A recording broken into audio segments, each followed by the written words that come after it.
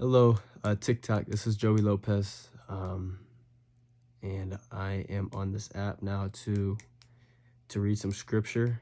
This is something kind of outside of my comfort zone, so um, but I think God's kind of calling me to this, to share His message and also to keep myself disciplined in the reading. So, um, yeah. So I wanted to just start off with doing like short Bible studies, um, less than 10 minutes long, just so. Um, just kind of get reintroduced to this stuff. And so yeah, I'm gonna try to keep it as consistent as I can for all 366 days that we have. Um, and we're gonna be starting today in Matthew 2. I'm reading out of the ESV, which is the English Standard Version. There's other common versions such as the NLT, NIV, KJV, and all that, but I'll be reading out of the ESV. So yeah, let's just go ahead and get started here. So once again, we'll be starting in Matthew 2. I'll kind of give a summary of Matthew 1. It's just mainly the genealogy of Jesus Christ, as it goes from Abraham down to David, and then to Jesus. And it's just crazy how Jesus was related to David, and David, of course, had a crazy life, where he was the king, but also he was also a sinner like all of us. So he was far from perfect, just like we are, but he was also part of Jesus's genealogy. And yeah, I think that's just kind of interesting for sure. So Matthew 2, the visit of the wise men. Now after Jesus was born in Bethlehem of Judah in the days of Herod the king, behold, wise men from the east came to Jerusalem, saying, where is he who has been born King of the Jews? For we saw his star when he rose and have come to worship him. When Herod the king heard this, he was troubled, and all Jerusalem with him. And assembling all the chief priests and scribes of the people, he inquired of them where the Christ was to be born. They told him, in Bethlehem of Judea. For so it is written by the prophet, and you, O Bethlehem, in the land of Judah, are by no means least among the rulers of Judah. For from you shall come a ruler who will shepherd my people Israel. Then Herod summoned the wise men secretly and ascertained from them what time the star had appeared. And he sent them to Bethlehem, saying, go and search diligently for the child, and when you have found him, bring me word that I too may come and worship him.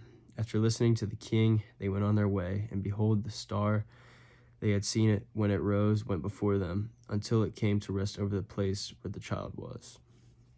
When they saw the star, they rejoiced exceedingly with great joy, and going into the house, they saw the child with Mary, his mother, and they fell down and worshipped him.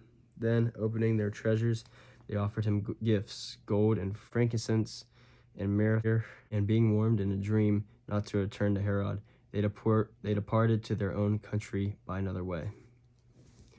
So here in the beginning of chapter 2, we just kind of see the king, Herod, kind of wondering what this whole news was about, of Jesus being born.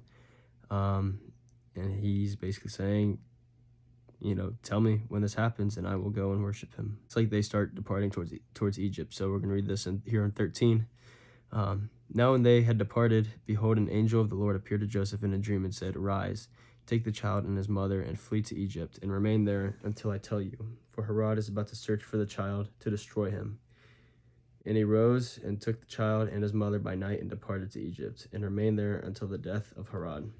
This was to fulfill what the Lord had spoken by the prophet. Out of Egypt I called my son.